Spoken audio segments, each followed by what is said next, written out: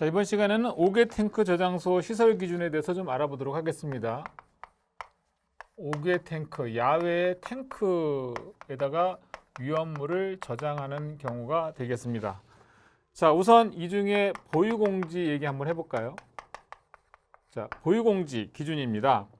저장 또는 취급하는 위험물의 수량이 지정 수량 500배 이하, 이 경우에 공지 너비는 3m 이상이 되겠고요. 그 다음에 500배를 초과하고 그 다음에 1000배 이하가 된다. 이때는 5m 이상이 되겠습니다.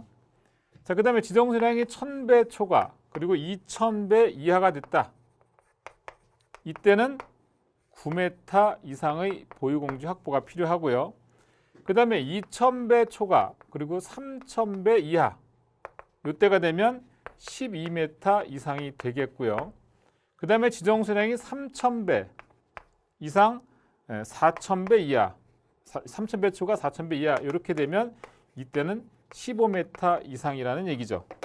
우리가 계속 하고 있지만 사실 이 앞에 있는 배수만 옥내 저장소냐 5개 저장소냐 뭐 이런 기준에 따라서 지정수량 배수가 좀 차이가 나지만 결국은 3, 5, 9, 12, 15m, 그러니까 요 두 번째만 3단 공식이 아니고 3m, 5m고 3, 3, 9, 3, 4, 12, 3, 5, 15 이렇게 나간다는 것만 기억하시면 요 앞에 있는 거 가지고서 우리가 좀 암기가 좀 수월할 겁니다. 자, 기본적으로 5개 탱크 저장소는 이런 보유공지 기준을 가지고 있고요. 다만 이 해당 보유 육류 위험물을 만약에 저장 취급한다. 그러면 육류 같은 경우는 아시다시피 불연성 물질이다 보니까 육류 위험물을 만약에 5개 탱크에 저장한다 할 때는 해당 보유공지의 3분의 1 이상의 너비로 한다. 이렇게 되는 겁니다. 그러니까 예를 들어서 9m 확보해야 된다 그러면 육류 위험물인 경우는 3m까지만 확보해도 된다. 이런 얘기가 되는 겁니다. 다만 500배 이하면 3m를 만약에 3분의 1로 하게 되면 1m가 되잖아요. 그거는 또 안 된다는 얘기예요. 최소한 1.5m 이상으로 보유공지 확보해라. 그 뜻이 되겠습니다.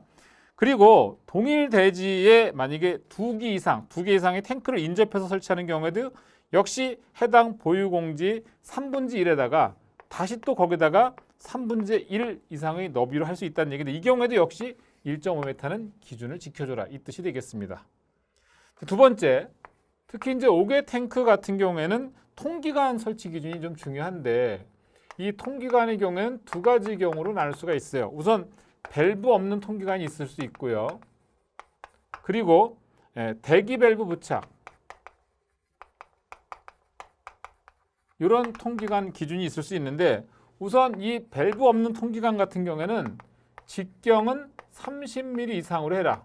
이게 뒤에 가면 이제 간이 탱크 저장소도 나오는데 간이 탱크에서는 직경이 25mm로 좀 달라지거든요. 조금 좀 완화되어 있는데 5개 탱크 같은 경우는 직경 밸브 없는 통기관은 직경 30mm 이상 이렇게 기준을 지켜줘야 되고 선단 같은 경우에는 45도 이상 구부려라. 왜? 빗물이 침투할 수 없도록. 그 다음에 가는눈에 구리망 등으로 인화 방지망을 설치해라. 이게 이제 기본적인 밸브 없는 통기관에 있어서의 기준이 되겠고 이 대기 밸브 부착 통기관 같은 경우에는 5kPa 이하의 압력 차이로 작동할 수 있어야 되고 역시 인화 방지 장치를 설치해라 라는 얘기가 되겠습니다. 그래서 통기관 같은 경우는 두 가지로 좀 기억을 해 두시고요.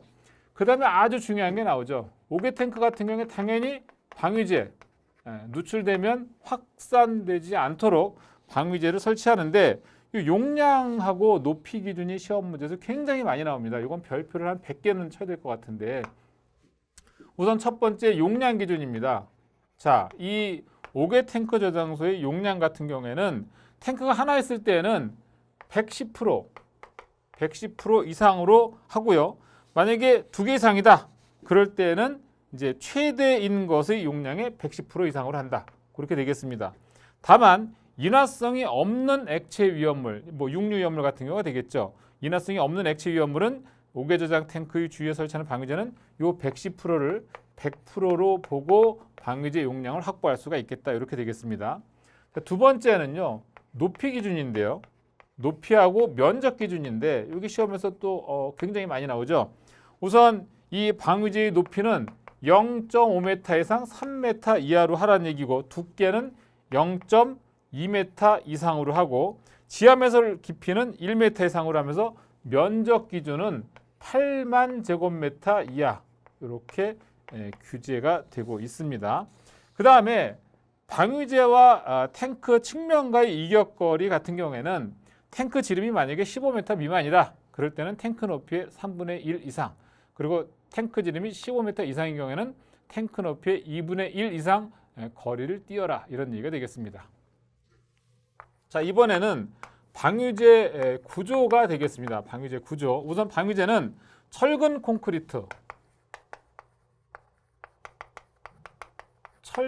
콘크리트로 하고요. 방위제하고 오개저장 탱크 사이의 지표면 같은 경우에는 불연성과 불침윤성이 있는 구조. 그럼 예를 들어서 뭐 철근 콘크리트 같은 것들이 될 겁니다.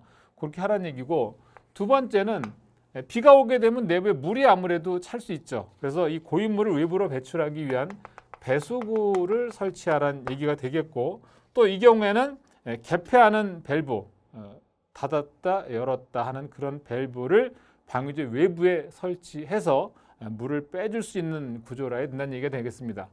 자, 그다음 세 번째로는 용량이 만약에 100만 리터 이상이다. 100만 리터 이상이 되면 이때 위험물을 저장하는 오개저장 탱크에 있어서는 밸브 등의 그 개폐 상황을 쉽게 확인할 수 있는 장치를 설치하라는 얘기고요. 네 번째는 자, 높이가 1m를 넘는 방위제. 아까 제가 방위제는 0.5에서 3m 이하라고 했는데 1m가 넘어가게 되면 일단 사람 키를 넘어가게 되는 거니까 그때는 칸막이 뚜기 그때 그런 경우하고, 그다음에 칸막이 뚜기 안팎에 방위제에 출입하기 위한 계단, 이런 경사로 같은 것들을 50m마다 설치해라, 이런 얘기가 되겠습니다. 자, 그다음에 이제 이氧화탄소에 대한 기준, 이건 별도로 나와 있는데요. 여기 또 시험에서 많이 나옵니다. 자, 이氧화탄소 같은 경우에는 사르위험물 중에 특수인화물에 해당이 되는데, 이 경우에 이氧화탄소를 만약에 오개 탱크에 저장한다 그러면 첫째 뭐냐면 재질의 경우에는 철근 콘크리트 쪽으로 해서 물이 새지 않는 그런 구조를 하라는 얘기고요. 벽이나 바닥의 두께는 0.2m 이상을 유지해라. 이게 바로 이氧화탄소 오개 탱크 저장소 설치 기준이 되겠습니다.